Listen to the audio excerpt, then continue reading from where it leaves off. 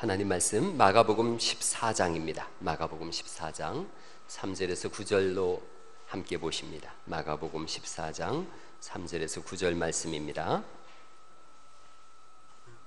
신약성경 79면에 있습니다. 마가복음 14장 3절로 9절 말씀 저와 한 절씩 교독하십니다. 예수께서 베다니 나병 환자 시몬의 집에서 식사하실 때에 한 여자가 매우 값진 향유 곧 순전한 나드 한 옥합을 가지고 와서 그 옥합을 깨뜨려 예수의 머리에 부으니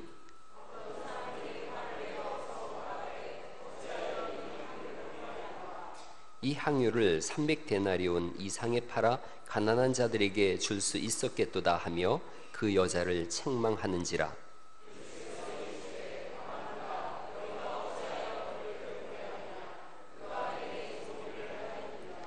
가난한 자들은 항상 너희와 함께 있으니 아무 때라도 원하는 대로 도울 수 있거니와 나는 너희와 항상 함께 있지 아니하리라.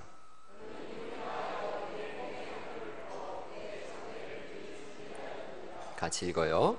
내가 진실로 너희에게 이르노니 온 천하에 어디서든지 복음이 전파되는 곳에는 이 여자가 행한 일도 말하여 그를 기억하리라 하시니라. 아멘. 대장금이라고 하는 드라마가 옛날에 있었어요. 저도 제 아내하고 똑같이 생긴 여자가 주연이라 그래서 열심히 봤어요. 똑같이 생겼죠?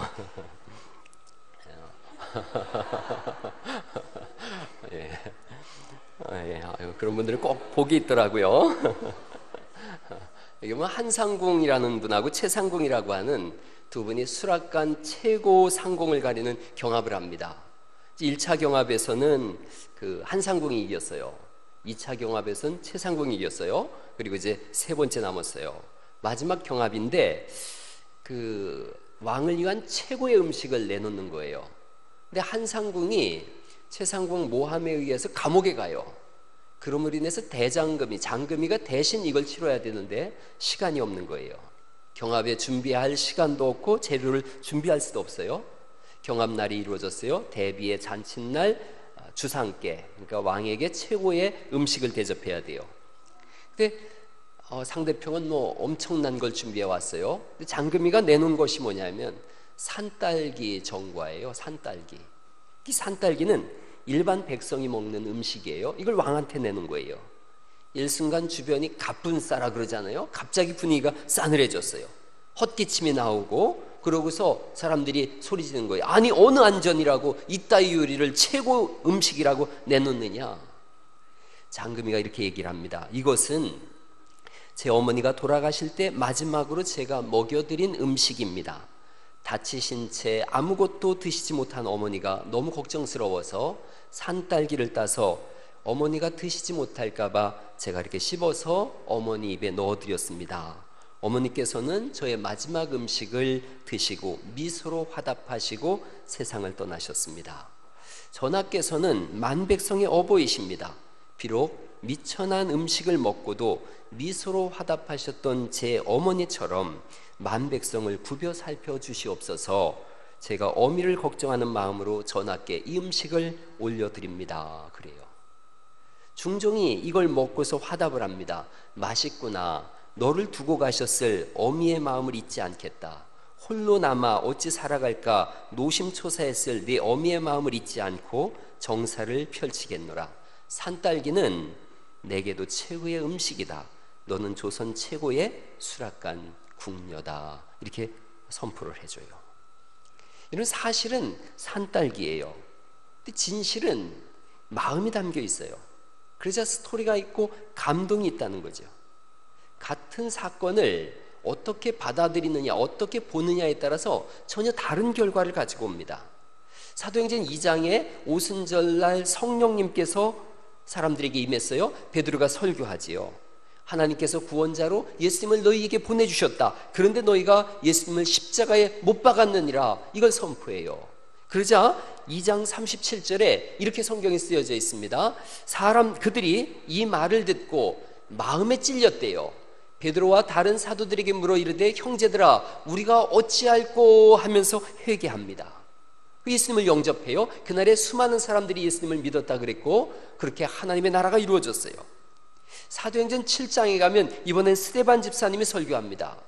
여러분, 베드로보다 스데반 집사님의 설교가 훨씬 더 풍부해요. 역사성을 띠고 있어요. 예수님에 대해서 가장 놀라운 설교를 했거든요. 정확한 복음을 제시했어요.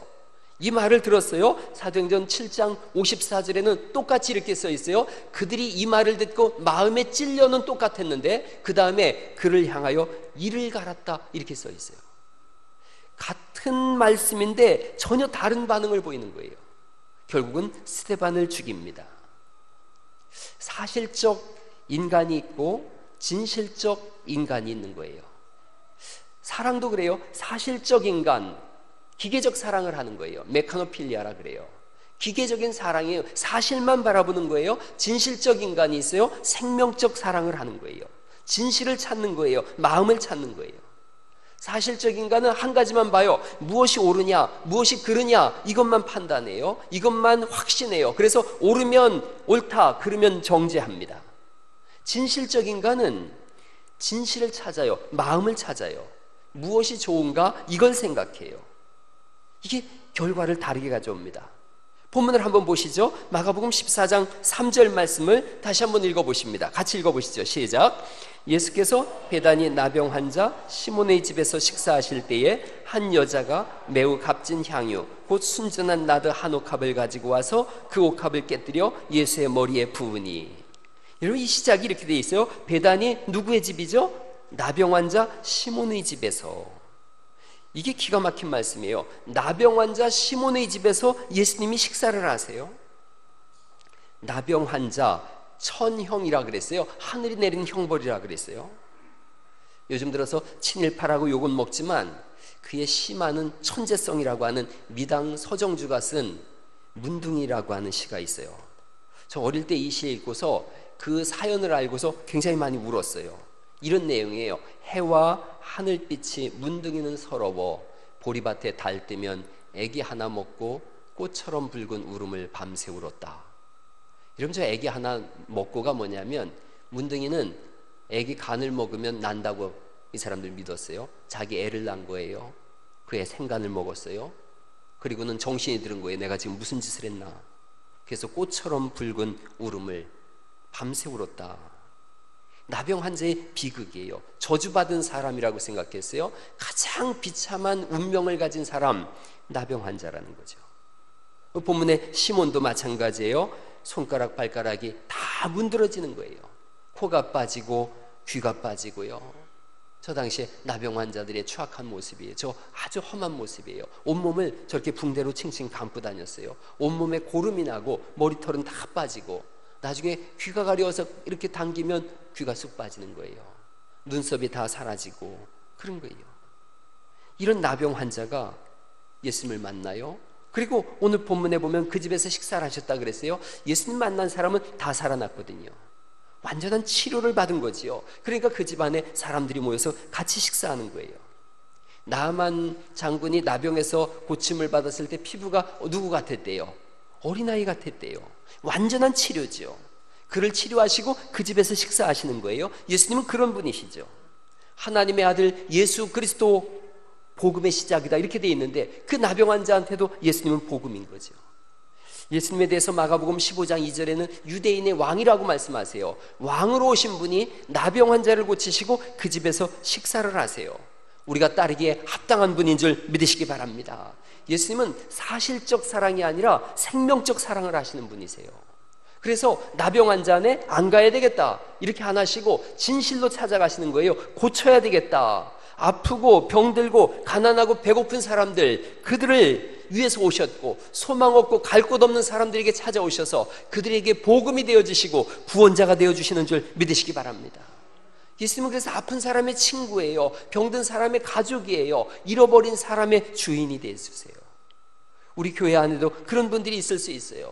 외로운 사람들이 있고 절망하고 낭망한 분들이 있어요. 여러분 걱정하지 마세요. 예수님의 별명은 임마누엘이에요. 우리와 함께 하시는 분인 줄 믿습니다. 내가 함께 하겠다. 내가 너를 도와줄게. 내가 복을 줄게. 손을 내밀면 된다는 거죠. 나병 환자 같으면 어때요? 병들고 아프고 가난하면 어때요? 예수님이 너를 위해서 왔다고 하시는 걸요. 건강한 사람 위해서 오지 않고 가난한 사람 위해서 왔다고 하는 걸요. 여러분, 캄캄할 때 그런 찬송 불러요. 주님이여 이 손을 꼭 잡고 가소서, 약하고 피곤한 이 몸을 폭풍우 흑암 속 해치사 빛으로 손잡고 날 인도하소서. 저 찬송이 너무 좋은 거예요. 저 손을 누가 잡고 있어요? 우리가 잡은 게 아니라 예수님이 잡으신 거예요. 저 최용덕 간사님이 참 잘 그려놨어요.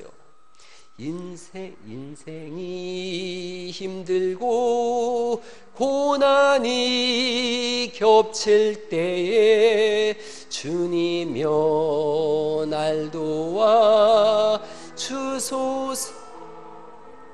그거 안 하면 내가 맞았었는데 그게 나와가지고 나랑 틀렸다. 야, 내가 이거 어제 굉장히 많이 열심히 연습했는데 오후 예배 때 제가 꼭 들려드리겠습니다.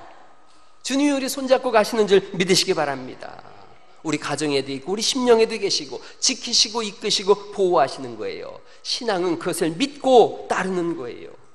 예수님 당시에 예루살렘에 수많은 부호들이 있었고 권력자들이 있었는데 예수님은 나병 환자 시몬의 집에 신방하세요. 그 자리에서 있었던 일이에요. 한 여자분이 나왔어요. 여자분이 누구라고 성경은 기재되어 있지 않습니다. 추측하건대 예수님께 은혜를 받은 분이 분명해요. 이와 똑같은 사건인데 조금 이름이 다른 분이 요한복음 12장에도 나와요. 요한복음 12장에 나오는 분은 나사로의 누이되는 마리아예요. 그런데 오늘 본문은 시몬의 집이라고 하니까 다른 사건인지 같은 사건인지는 잘 모르겠어요. 천국에 가서 물어보면 되죠. 중요한 건 식사를 할 때에 시몬의 집에서 식사할 때 이 여인이 향유를 가지고 나와서 예수님 머리에 부었다 그래요. 향유가 어떤 거냐면 순전한 나드라 그래요. 저기다가 기름을 세우는 거예요. 향기로운 기름이에요. 저 옥합에다 넣는 거예요. 그런데 저 정도면은 가격이 어느 정도냐? 300데나리온이에요. 300데나리온 할 때 한 데나리온은 하루 노동자의 품삯이에요. 그러니까 1년 월급이에요. 1년 연봉이에요. 1년 연봉. 대략 그 마가복음 6장에 보면 남자 5,000명 먹이는 데 있어서 200데나리온 들었다 그랬거든요. 300데나리온 하루 일당을 그냥 넉넉하게 10만 원 치면 3천만 원이에요. 이걸 깨뜨려서 예수님 머리에 부은 거예요. 한 번 부은 거예요. 어떤 생각이 드세요? 딱 한 번 부었는데 3천만 원 사용했다. 과하다. 아깝다. 그렇게 생각할 수 있어요. 당연한 거죠. 과한 거죠. 아까운 거죠. 14장 4절 말씀 보시겠어요? 우리 모든 사람의 생각을 14장 4절이 이렇게 대변합니다. 읽어보죠. 시작. 어떤 사람들이 화를 내어 서로 말하되 어찌하여 이 향유를 허비하는가? 당연하고 상식적인 말이에요. 사실에 입각해서 하는 말이에요. 마태복음 28장에도 26장에도 똑같은 말씀이 나오는데 제자들이 막 화를 냈다는 거죠. 어찌하여 이것을 허비했느냐? 비싼 값에 팔아서 가난한 사람들에게 줄 수 있지 않았겠느냐? 요한복음 12장에는 가룟 유다라고 그 사람이 써 있어요. 이 말이 사실일 수 있죠. 맞는 말일 수 있어요. 그러나 옳은 말일 수 있지만 그게 꼭 진리는 아닐 수 있어요. 사실을 말하고 있지만 사실이 진실이 아닐 때가 있어요. 여러분 5절을 보시겠어요? 이 향유를 300데나리온 이상에 팔아 가난한 자들에게 줄 수 있었겠도다 하며 그 여자를 어떻게 했다는 거죠? 책망했다는 거예요. 사실만을 바라보면 분노와 미움의 노예가 되어져요. 옛날에는 그 글 쓰는 칼럼니스트들이 신문을 쓰거나 사설을 쓸 때 어떤 표현을 쓰냐면 사실을 쓴다. 이게 칼럼니스트들의 표현이었어요. 표지였어요. 근자에 와서 바뀌었어요. 진짜 뉴스는 사실을 전하는 것이 아니라 진실을 전하는 거다. 사실에서 진실로 바뀌어졌어요. 6절을 보시겠어요? 예수님은 어떻게 평가하셨는지 6절 말씀을 보시죠. 시작. 예수께서 이르시되 가만두라. 너희가 어찌하여 그를 괴롭게 하였느냐? 그가 내게 좋은 일을 하였다고 이렇게 말씀하세요. 옳은 일을 했다 이렇게 표현하지 않으시고 좋은 일을 했다, 아름다운 일을 했다, 탁월한 일을 했다, 값비싼 일을 했다 이렇게 표현하시는 거예요.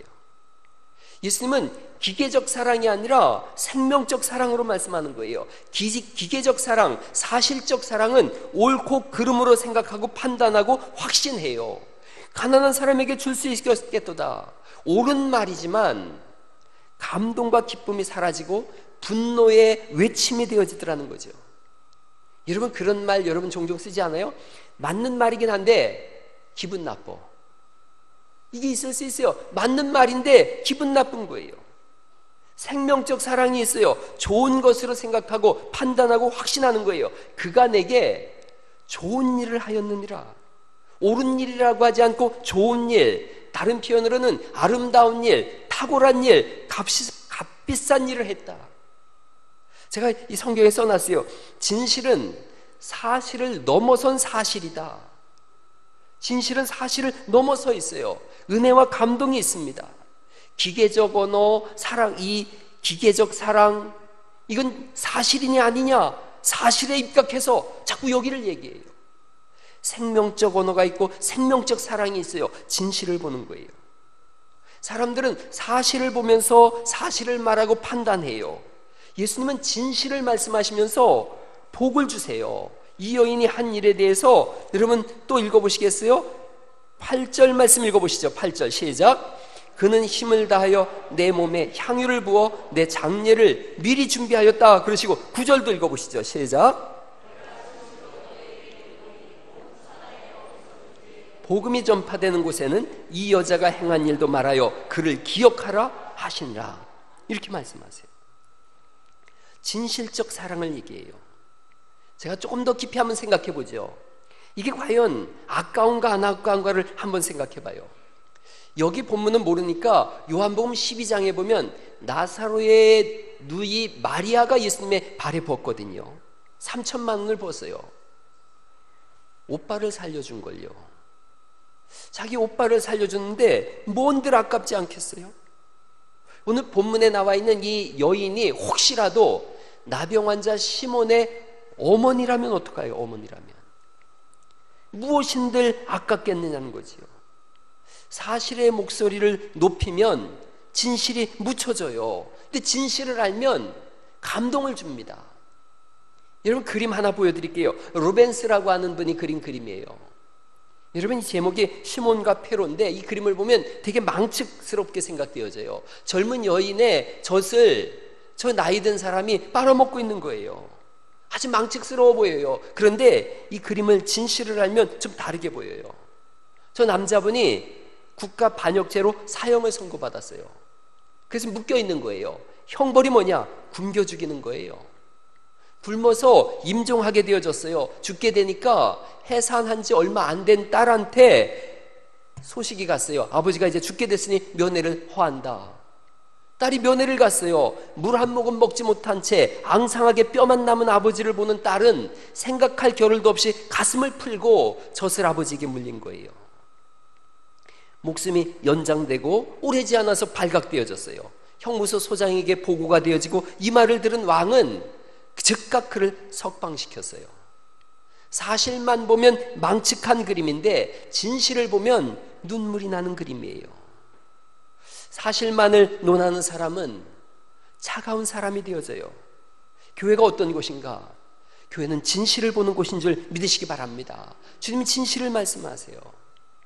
제가 젊었을 때는 30대예요. 30살에 개척했는데 30대에 개척할 때 교회 강단에 꽃꽂이가 없었어요.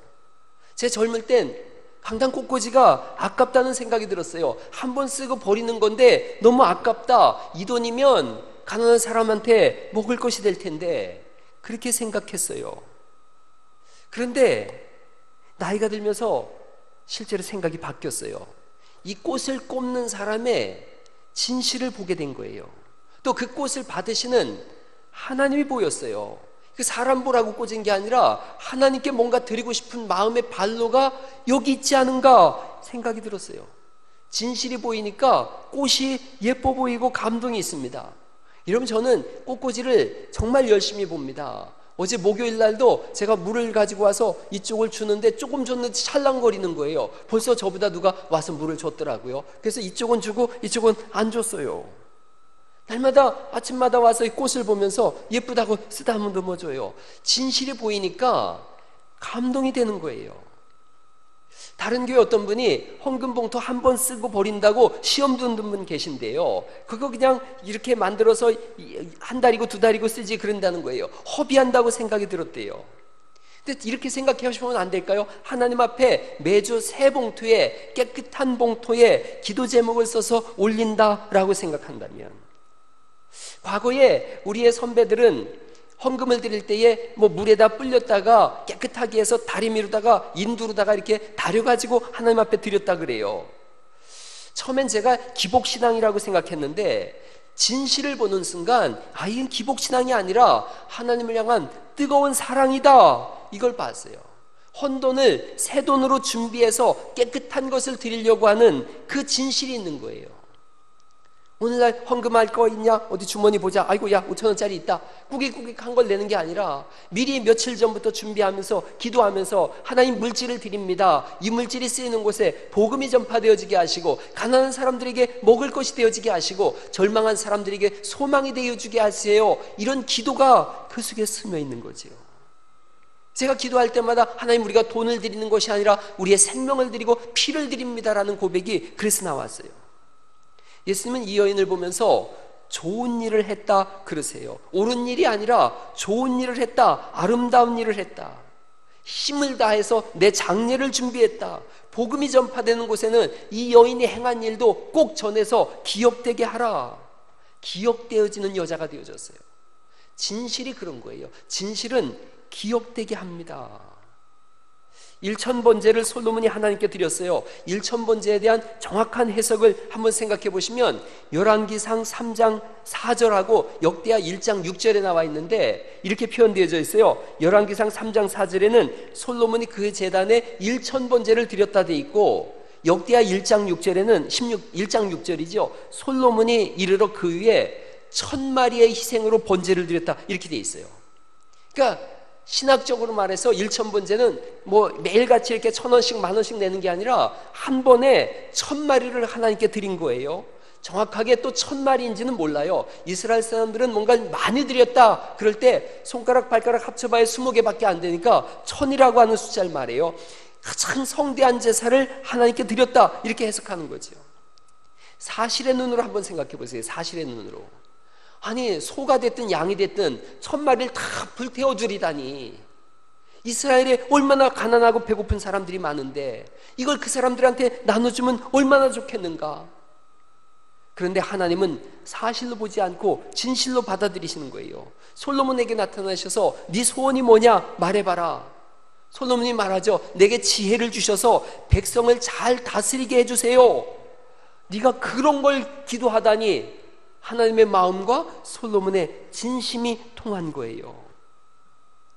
저는 일천번제를 헌금하는 분들이 처음에는 좀 미신적이지 않은가 이런 생각을 했었어요. 그래서 오래전에 우리 집에서도 일천번제를 하다가 그거 좀 미신적인 것 같아, 기복신앙인 것 같아 그랬었는데 생각이 좀 바뀌었어요. 이게 마음과 뜻과 정성이 아니면 되게 하기가 어려워요. 날마다 하나님 앞에 하기가 진짜 어려워요. 우리 교회도 일천번제 헌금하는 분들이 계세요. 제가 일주일에 한 번은 꼭 재정부실에 올라가가지고 헌금 내역도 보고 기도도 하고 그러는데 이걸 꾸준히 하는 게 얼마나 힘든지 몰라요. 그 하나님을 향한 사랑과 진실이 아니면 하기가 어렵더라는 거예요. 그래서 진실의 눈을 뜨고 보면 함부로 평가하거나 판단하지 못하게 되더라는 거죠. 이런 우리는 진실로 사랑하는 사람들인 줄 믿습니다. 사실로 바라보는 사람들이 아니에요. 제가 어릴 때에 78년도에 우리나라에 고추값이 대란이 왔어요. 고추 대란이 왔어요. 고추값이 금값이 됐어요. 우리 아버지가 교회 다닌 지 1년 6개월쯤 됐는데 300만 원 고추 판 돈으로 교회 종탑과 음악종을 해놓으셨어요. 이러면 이 당시에 집 한 채 값이 100만 원이었거든요. 그 300만 원이면 집도 사고 논도 사고 밭도 살 텐데 친척들이 모여가지고 다 수군거렸어요. 저도 어릴 때 교회를 안 다녔는데 아주 어릴 때인데 이모부가 와서 그러시더라고요. 야, 그 돈이면 술이 얼만데 그러시더라고요. 술 좋아하시는 우리 이모부는. 그 돈이면 얼만데. 근데 그런 줄 알았어요. 목사가 되고 저도 이제 나이가 드니까 아버지의 진실이 보였어요. 하나님께 뭐든 드리고 싶으신 거예요. 우리 쪽만 그런 줄 알았더니 우리 작고하신 장인어른은 사람들한테 동네밥으로 통했대요. 동네밥으로. 수염도 덥수룩하고 머리는 정리가 안 돼 있고 옷은 다 낡았어요. 근데 총각대 장로님이 되셨어요. 장로님인데 동네 바보라 그랬대요. 논 4필지 팔아서 교회 세우고, 논 4필지 팔아서 또 교회 세우고, 논 4필지 팔아서 김제 가서 또 교회 세우고. 김제에 우리 장인어른이 있는 그 묘수 옆에 제일 좋은 땅이 있어요. 그 땅을 들여서 새순교회 기도원으로다 바쳤어요. 그 돈이면 자녀들이 다 부자 될 텐데요. 사실이에요. 그 돈이면 다 부자 되어져요. 그런데 뭐든 드리고 싶으신 거예요. 하나님 앞에 뭔가를 하고 싶은 거예요. 그 진실이 있는 거예요. 10몇 년 전에 오토바이 타고 가시는데 뒤에서 자동차가 받았어요. 팔이 부러지셨어요. 팔이 부러져가지고 병원에 입원을 했는데 하루 만에 퇴원했어요. 그리고 자동차 운전자한테 뭐라 그러냐면 미안합니다. 당신 미안합니다. 그리고 하루 만에 퇴원하셨어요. 저하고 우리 큰동서하고 법적인 문제를 말하고 손해배상을 어떻게 청구할까 그랬는데 엄청나게 민망했어요. 날이 가시면서 그러시더라고요. 병원에서 퇴원하시면서 장로는 그러면 안 되는 거요. 그러시더라고요. 신앙이 그런 거예요. 진실이에요. 여러분, 이번 가족 자랑 한 김에 제 아내가 대학교 3학년 때 밤마다 피아노 레슨 했어요. 그래서 번 돈 300만 원으로 교회 장의자를 해놨어요.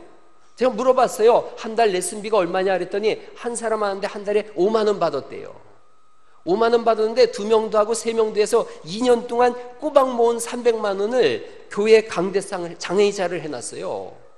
그 당시에는 교회 다닌 지 몇 달 안 됐는데 그 장의자 들어오는 거 보면서 가룟 유다 같은 얘기를 했어요. 그 돈이면 제가 대학 그때 다니실 때 등록금이 100만 원이었어요.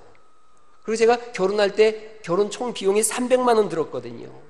그 돈이면 그랬는데 나중에 생각해 보니까 교회는 사실로 말할 수 없는 수많은 진실들이 있더라는 거지요. 사실로 판단할 수 없는 진실이 있는 거예요. 그 어려운 환경 속에서도 11조를 따로 떼어놓는 그 진실이 있어요. 이건 사실로 평가할 수 없는 거예요. 정말 이걸 돌려주고 싶은 마음이 간절하게 드는 그런 가난한 사람이 있는데 감사헌금을 하는 거예요. 몇 년 전에 제가 이 교회 왔을 때 2회 됐었는데 전국 목회자 세미나를 할 때였어요. 전국 목회자 세미나 할 때 돌아가신 우리 안수 집사님이 휠체어 타고 오셨어요. 전동 휠체어 타고 오셨는데 그분이 이 전국 목회자 세미나 하기 보름쯤 전에 신문지에 고깃고깃 싼 돈을 저한테 주는 거예요. 선생님 이게 뭐예요? 그랬더니 전국 목회자 세미나 하는데 목사님들 위해서 써주세요 라고 하는 거예요. 펴보니까 100만 원 들었어요. 봉투 접어서 만든 돈이에요. 여러분, 사실로 말하면 교회가 1,000만 원이고 1억이고 그분을 줘야 되는데 진실의 측면에서 보니까 그렇지가 않더라는 거예요. 감사헌금 하는 분들, 건축헌금 하는 분들, 일천번제 하는 분들, 방송실도 바다 형제 혼자 하고 있어요. 어제 제가 방송 장비를 전부 고쳤어요. 그래서 바다랑 얘기를 나누는데 제일 힘든 게 뭐냐 그랬더니 혼자 있으니까 화장실을 못 간대요. 이거 넘기고 해야 되니까. 그래서 내가 2사람 더 올려보내겠다 그랬어요. 바다만 그런가요? 묵묵히 설거지하는 사람들, 밥알 줍는 사람들, 차량 봉사하는 분들, 교회 안에는 수없이 많은 사실로 이해할 수 없는 진실을 가진 분들이 있어요. 오늘 새벽 예배 끝나고 6시 30분쯤 제가 1층을 내려갔더니 권사님 한 분이 완전히 땀으로 목욕을 하면서 1층을 청소하고 있어요.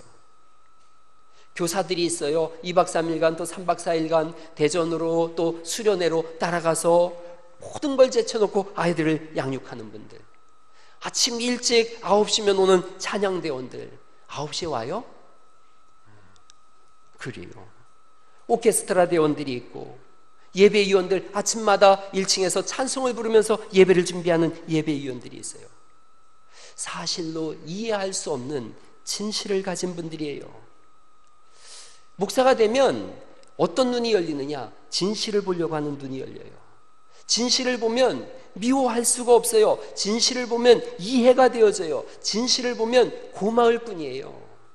옆 사람한테 한번 얘기해 보세요. 진실로 고맙습니다. 한번 해주세요. 예수님은 지금 이 여인의 진실을 보고 있어요. 아들을 낳으랬더니 가출을 했어요. 아버지는 그놈 자식 내버려둬 그러면서 속상해하는 게 아버지예요. 엄마는 달라요. 수소문에서 찾아갔더니 친구들과 함께 지내고 있는데 빈 방이에요. 여기저기 소주병에 뒹굴고 있고 담배꽁초가 나와 있고 라면 끓여 먹고 지저분하게 설거지도 안 돼 있어요. 청소를 다 하고 그 엄마가 밥을 잘 지어놓고 음식을 차려놓고 소반을 이렇게 해놓고서 그 위에다가 사진 한 장 올려놓고 가셨어요. 100일 사진이에요. 가족들이 다 기뻐하는데 실을 움켜쥐고 있어요. 이 사진을 보고서 아들이 생각했어요. 내가 태어났을 때 이렇게 좋아했구나. 그 다음날 아들이 돌아왔어요. 엄마의 진실을 본 거예요. 그 사진을 오늘 보여드리려고 그랬는데 밑에 바지를 안 입고 있어가지고 제가 다음에 포토샵 처리해서 제가 한번 보여드리겠습니다. 세월 가면서 내 판단이 꼭 옳지만은 않다는 걸 알았어요.